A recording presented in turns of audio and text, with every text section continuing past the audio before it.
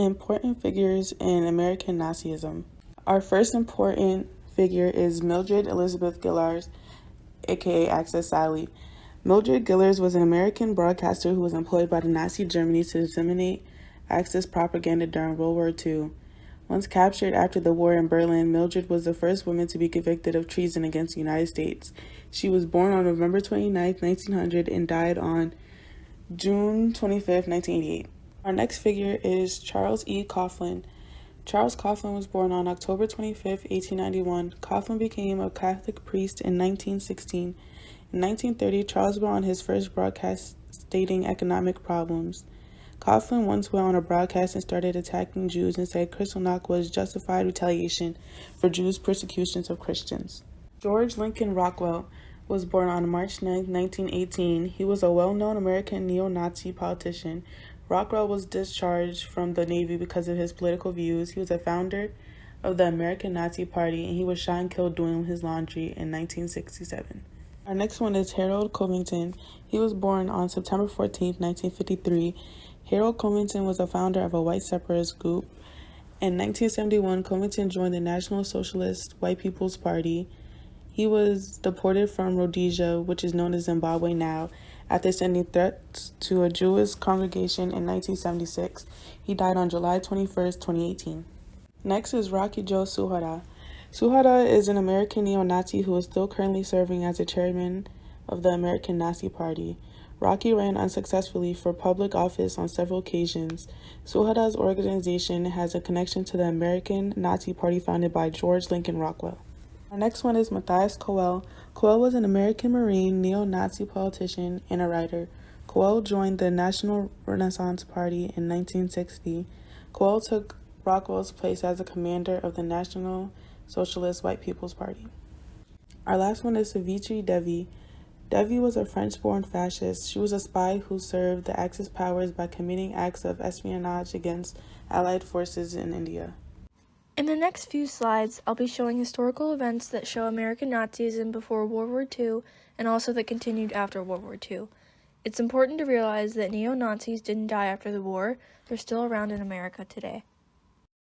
On February 20th, 1939, New York's Madison Square was lit up for a pro-American rally.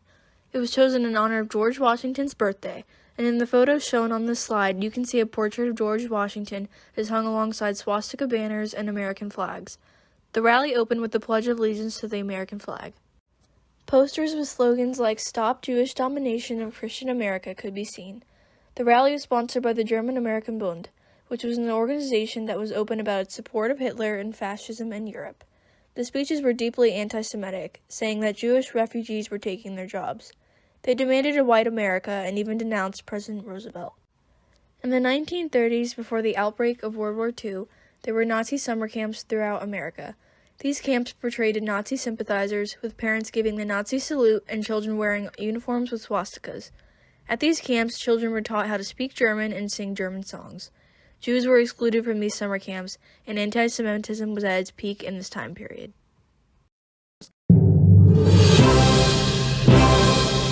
April 1937, Grafton, Wisconsin. You want to send your kids to camp for the summer, but where? There's wrestling camp, boxing camp, and Nazi camp? Ah, yes, like similar camps across the Midwest, Pennsylvania, New York, New Jersey, and California, Grafton, Wisconsin had their own called Camp Hindenburg. Woo! Sign us up! Nazi camps for kids were the result of a pretending to be down low but not really down low pro-Nazi organization called the German-American Bund.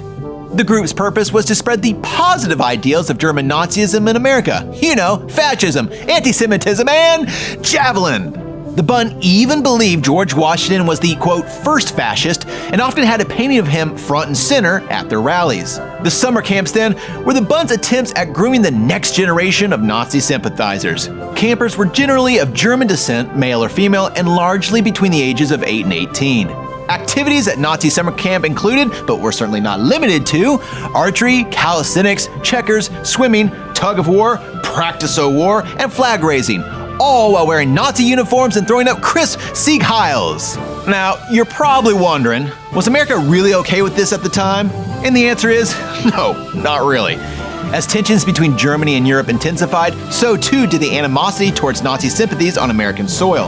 And by the time the US joined the war in 1941, both the Bund and its Hitler summer camps had fizzled out, leaving those poor American Hitler youth to say, "The Kampf is real, y'all." What's your favorite piece of strange Heartland history? Let us know in the comments, and be sure to subscribe to Raider Red's YouTube channel for more bizarro facts about America.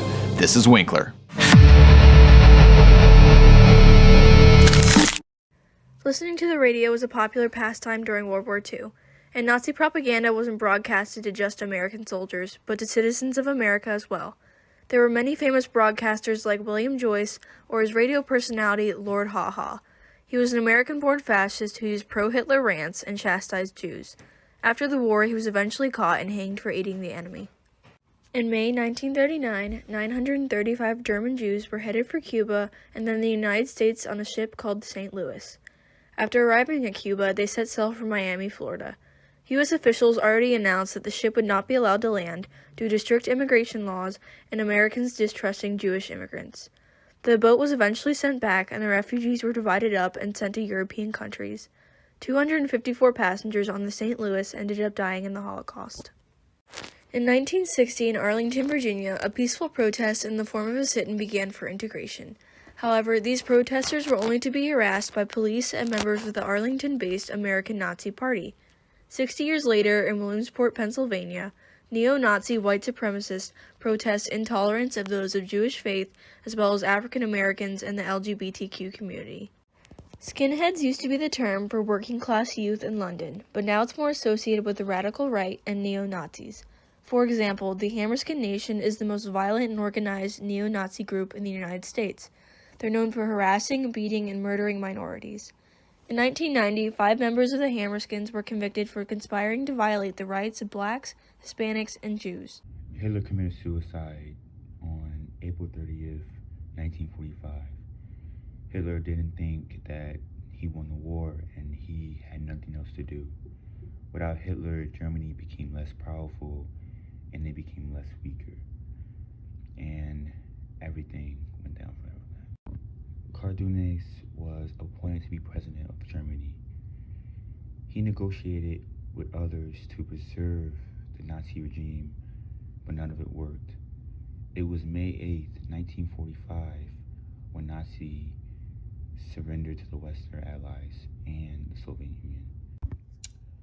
Neo-Nazi groups are social and political groups that are seeking to revive the Nazi days.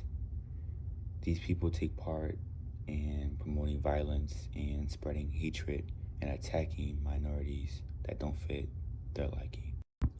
All around the world, there are neo-Nazi organizations. They all share similar beliefs. And one neo-Nazi group that was founded in the 1970s is Aryan Nations. This is a white power group that was actually reviewed as a terrorist threat back in 2001. William Pierce is one of the known Nazi leaders, and he was born in Atlanta into a high-class family. He went to college, got a bachelor's degree in physics, and he quit his job to join a Nazi party in 1966.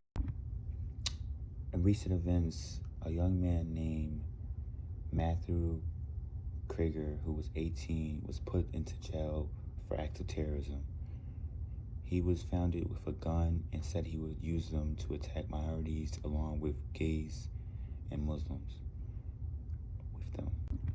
The KKK, or the Ku Klux Klan, was founded in Tennessee in 1866. It was just a social group in the beginning, but over time it became a hate group. They are anti-African American, anti-Jewish, anti-minorities in the end of the day. I will be arguing today on how fascism, or Nazism, they're quite similar, is relevant in today's world. I will be arguing about how the current conservative movement has been propping up fascists as their leaders for quite some time. Fascists tend to reject modernity. This is relevant as the whole point of conservatism, as Americans know it, is to reject the progression of our society as it's too woke. Of course, what the traditional life looks like varies from person to person. In a fascist movement, the leader is often shown as godlike. This is relevant today as leaders in far-right movements are often depicted as glorious god kings, who will do anything to save us from the riffraff. To disagree is treason. In conservative circles, it was and still is considered treason to admit that the current election was not stolen. To the conservative, fascist, if you are a traitor, you deserve whatever happens. The fascists will use scapegoats as a rally cry. For the conservatives, this ranges from evil Democrats to more racially charged things. If you question the logic too much, you will find that this is simply based on hate, like any other fascist movement. The fascist rhetoric is full of contradictions. This is due to the idea that if you are confused, you won't question things, as fascist movements work best when participants are ignorant. Fascism is in essence far-right populism, and as populism grows in America, it's only natural that we see fascism pop up in areas. Fascists will employ newspeak as a way of hiding their true intentions. This is what's known as a dog whistle. Some examples are fake news, law and order, and parentheses. The parentheses indicate that someone is Jewish. In conclusion, fascism or Nazism is an ideology based on contradictions, bigotry, and solely on aesthetics. While not dominant in American society, that does not mean that it is completely gone. Quite the contrary, as it's starting to make a strong comeback.